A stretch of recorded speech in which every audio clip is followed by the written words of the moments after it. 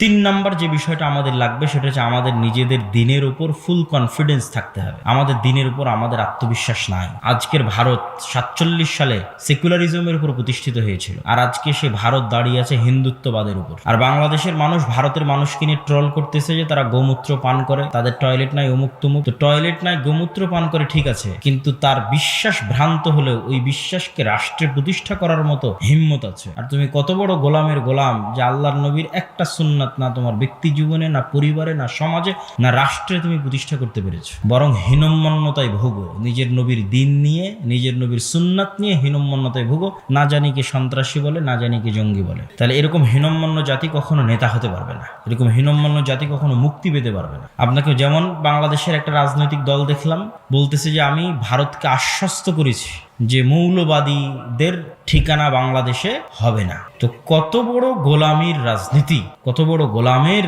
রাজনীতি।